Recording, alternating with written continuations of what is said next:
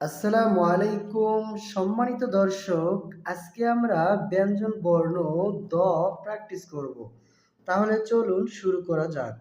প্রথমে আমরা সোজা একটি পূর্ণ মাত্রা দিয়ে নিব, তারপরে মাত্রার শুরু থেকে আমরা এইভাবে এইভাবে দিয়ে দিব। দর্শক, এটি কিন্তু পূর্ণ মাত্রা বর্ণ এবং এই মাত্রার শুরু থেকে কিন্তু আমাদেরকে এই শুরু থেকে কিন্তু দয়ের মাথাটা নিতে হবে, মাঝখান থেকে নেওয়া যাবে না। এই শুরু থেকে এইভাবে নিয়ে তারপরে এইভাবে আমাদেরকে এইভাবে আস্তে ছেড়ে দিতে হবে, তাহলে সুন্দর দ হয়ে যাবে।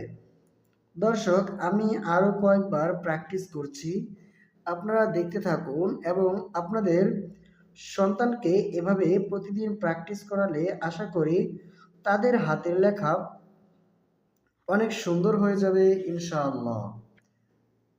দর্শক, সোজা একটি মাত্রা দিয়ে নিব। মাত্রাগুলো অবশ্যই আমাদেরকে সোজা রাখতে হবে। মাত্রাগুলো সোজা হলেই আমাদের বর্ণগুলো সুন্দর হয়ে যাবে।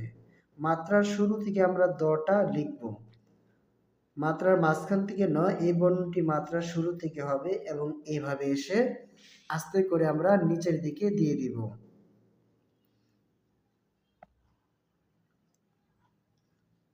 দর্শক, অনুশীলন প্রতিদিন নিয়মিত করলেই আশা করা যায় আপনার সন্তানের হাতের লেখা সুন্দর হয়ে যাবে ইনশাআল্লাহ।